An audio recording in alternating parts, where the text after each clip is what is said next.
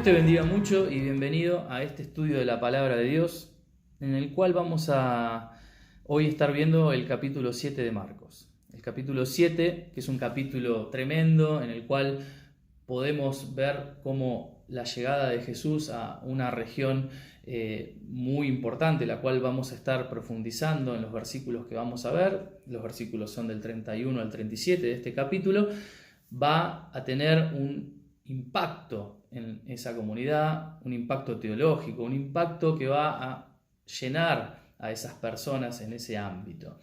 Es un evangelio corto, pero que no omite ningún detalle. Los detalles del evangelio de Marcos son muy importantes, ya que otros evangelios no los cuentan. Sin embargo, tenemos esta riqueza en este evangelio tan corto que nos muestra cosas que quizás otros omiten. Pero vamos a adentrarnos en el capítulo 7 y vamos a adentrarnos en Marcos. En este contexto en el cual te estoy hablando, en el cual el área geográfica es importante, podemos ver cómo el versículo 1 de este capítulo nos muestra que hay algo muy importante. Es Jerusalén el escenario en el cual se van a plantear las cosas, el versículo 1. No estamos hablando de nuestro texto, sino del contexto. Y en este versículo 1 podemos ver ya de entrada hasta el versículo 20 que el plano es Jerusalén. Jerusalén, centro religioso en el cual está el templo, en el cual se está moviendo toda la liturgia más importante de los judíos en ese tiempo, y es Jesús el que está teniendo una controversia con estos intérpretes ahí de la ley, fariseos, todos los religiosos de su tiempo, en el cual tenía que lidiar con ellos con respecto a la ley, pero más que la ley, contra el legalismo. Ahí ya podemos ver en esa disputa que el lavamiento de manos, que todo lo que tiene que ver con ese legalismo en el cual Jesús quiere mostrar la gracia de Dios, es rechazado por su pueblo mismo, por los judíos. Y eso es lo que Jesús empieza a querer mostrar y a manifestar en el capítulo 7. La gracia que se va desatando y que no es escuchada por su pueblo.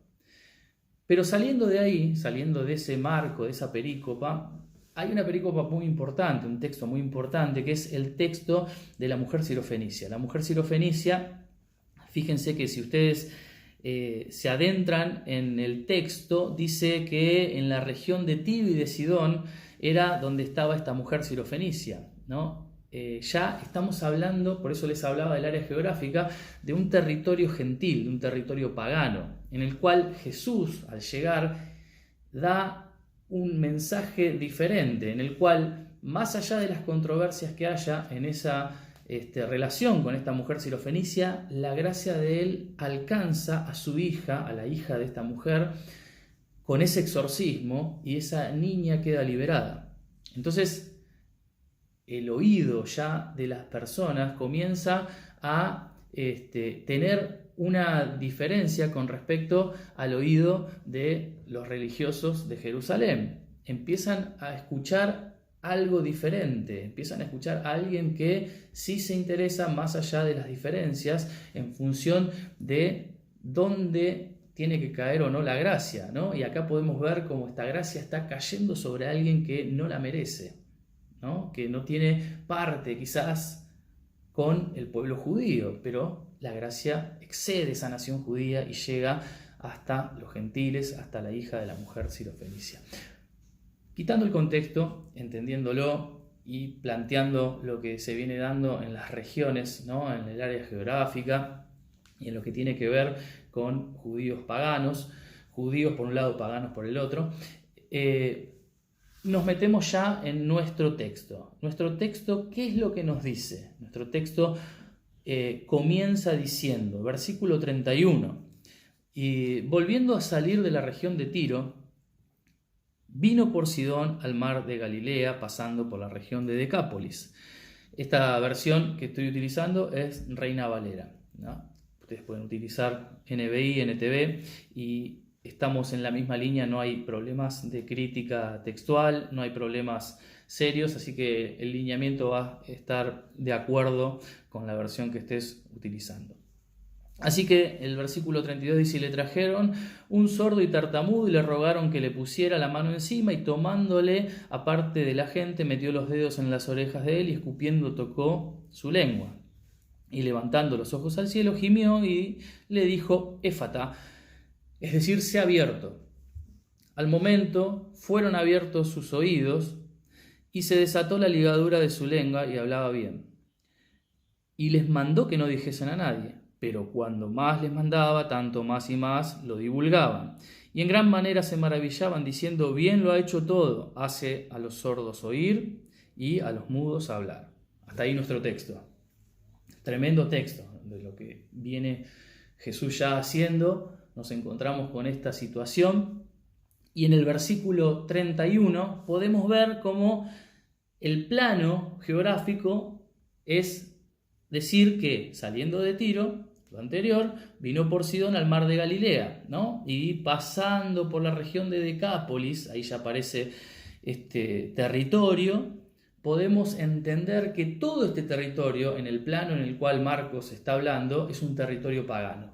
Es un territorio en el cual Jesús, cuando comienza a circular por ese territorio, se está adentrando ya no con los suyos, con los de su nación, sino con un territorio en el cual no tienen conocimiento como el que tenían de la ley mosaica, es decir, la ley de Moisés, todas estas personas, que eso sería conocimiento de Dios.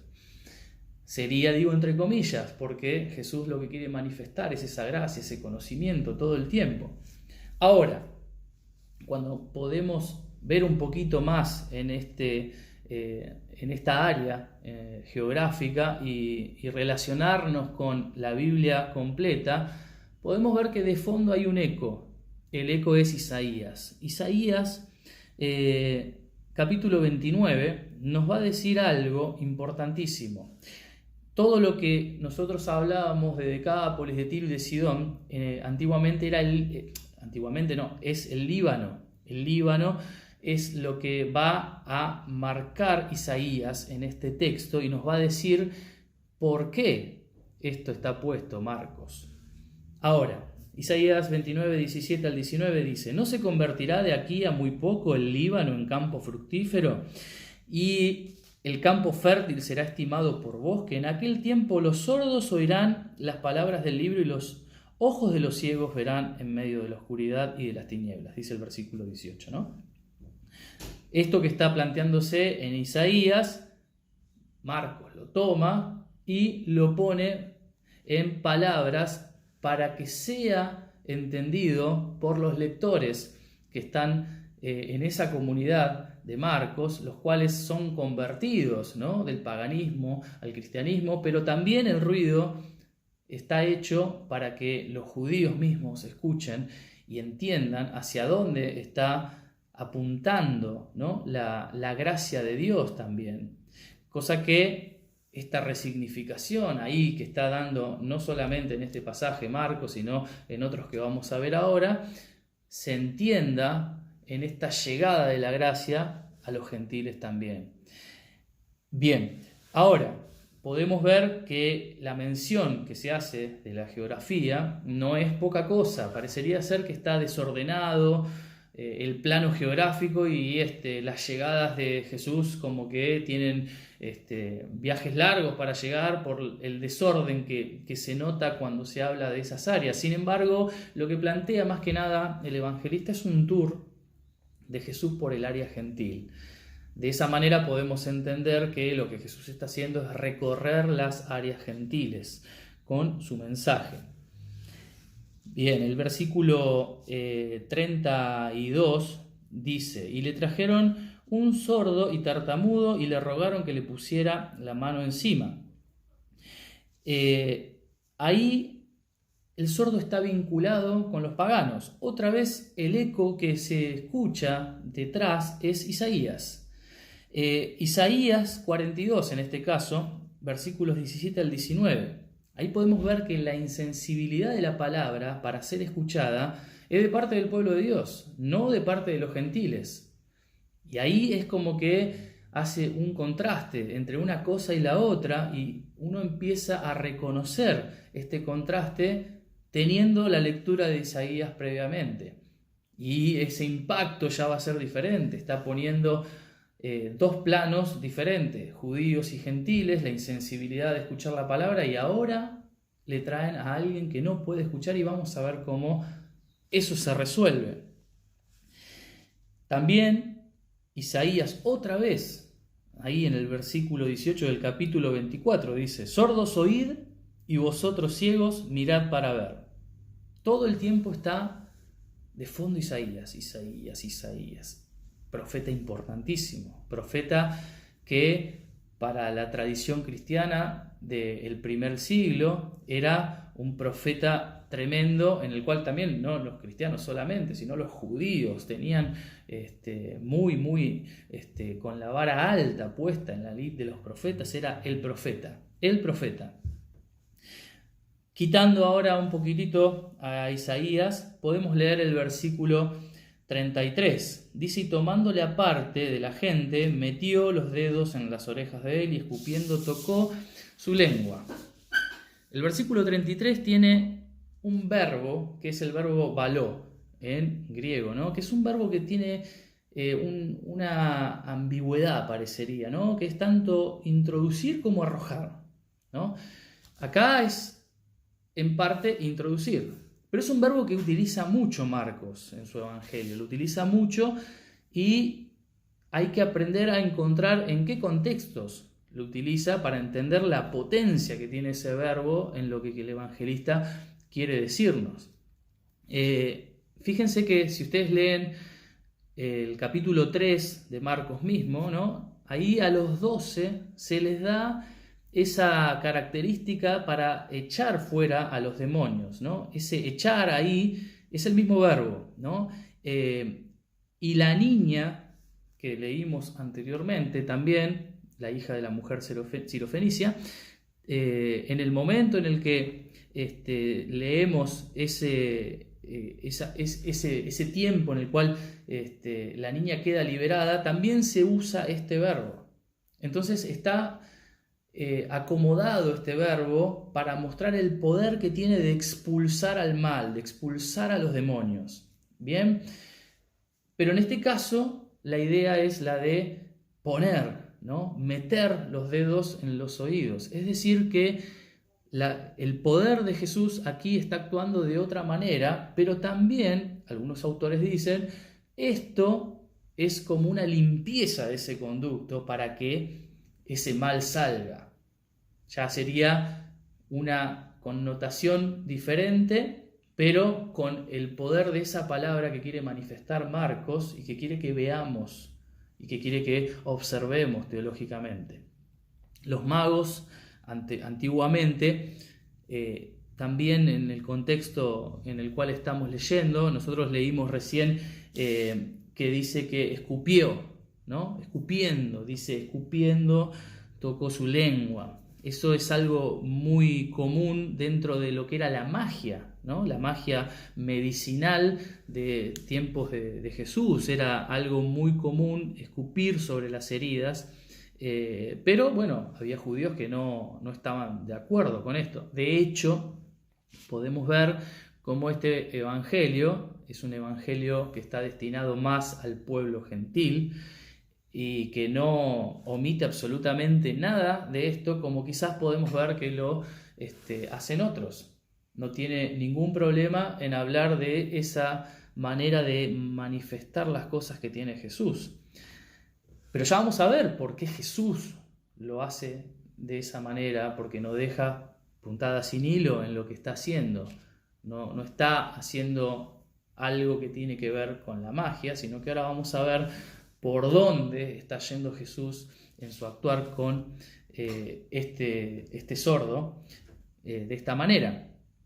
Bien, como te decía, este remedio, esta medicina natural, estaba aceptada por algunos judíos, pero por otros no.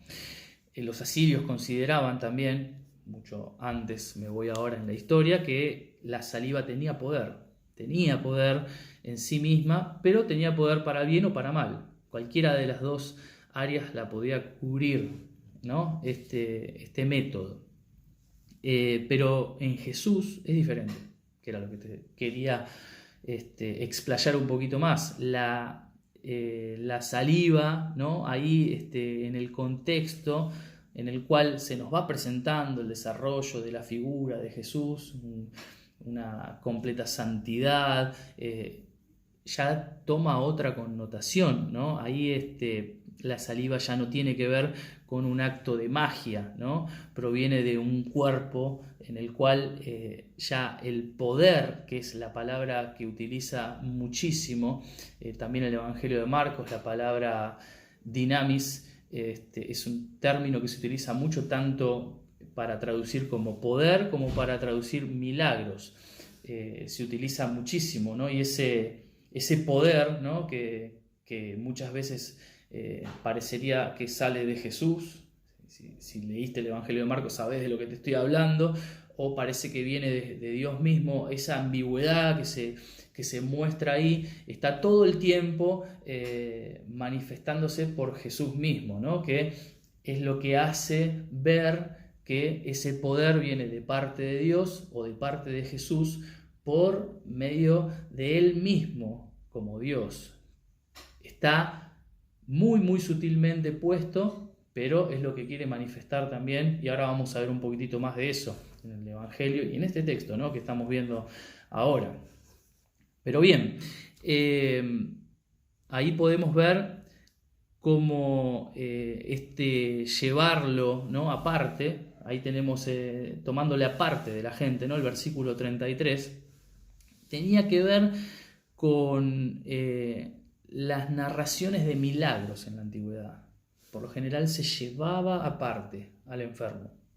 Era parte de la narrativa, era parte de cómo se contaba un milagro en la antigüedad. Así que lo que tiene que ver con la parte práctica, es decir, con la manera, cómo instrumenta eso Jesús, parecería ser para algunos comentaristas como una instrucción para exorcizar de tiempos de Jesús, ¿no?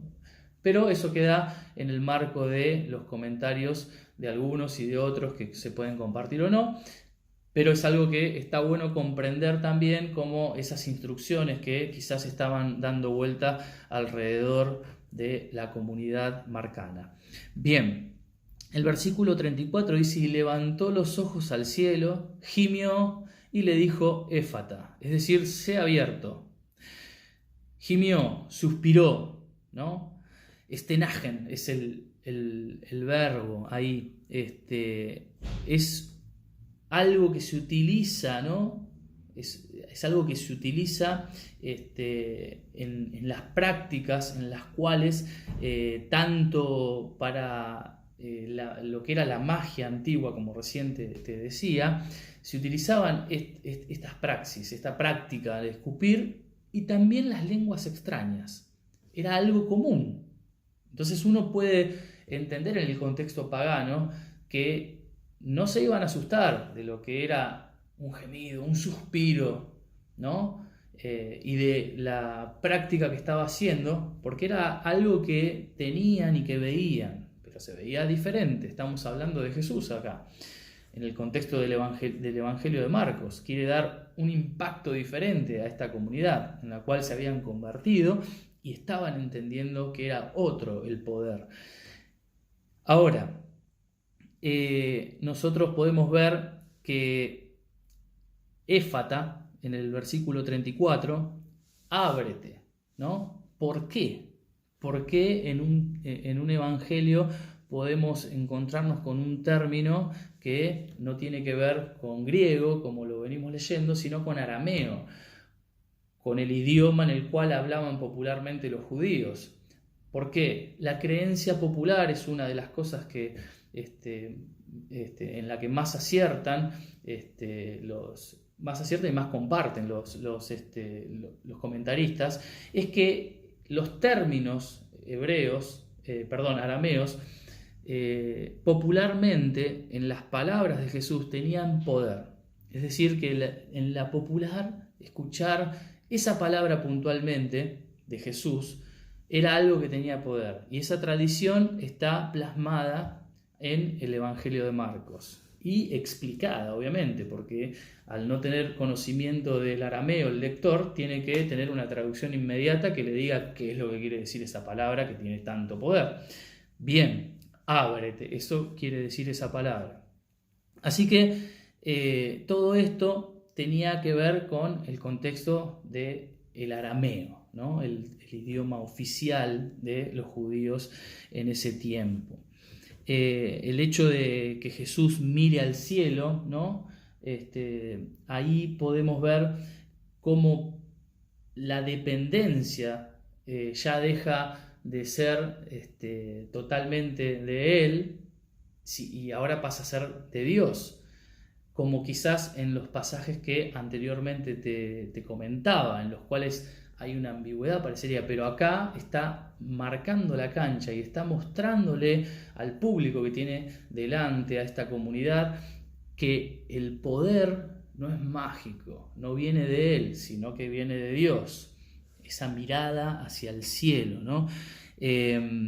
Así que cuando nosotros podemos leer el versículo 35, dice: al momento fueron abiertos sus oídos y se desató la ligadura de su lengua y hablaba bien. Isaías 35:5 dice: entonces los ojos de los ciegos serán abiertos y los oídos de los sordos se abrirán. Otra vez, parecería ser que el relato va en relación a Isaías, parecería ser que el evangelista está leyendo y está construyendo el mensaje con la vivencia que tuvieron de Jesús.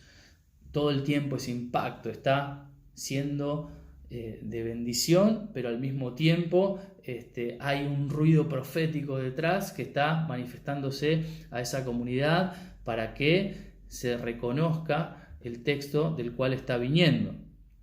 Bien,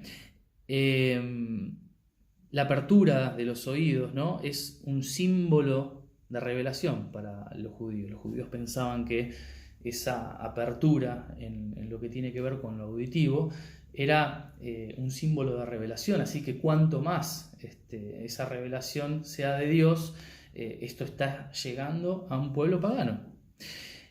Versículo 36: y les mandó que no dijesen nada a nadie, pero cuanto más les mandaba, tanto más y más lo divulgaban.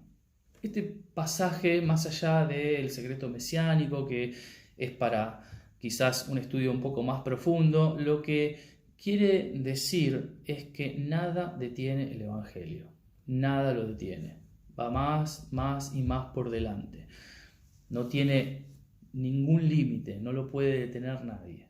El mensaje de Jesús nada lo puede detener.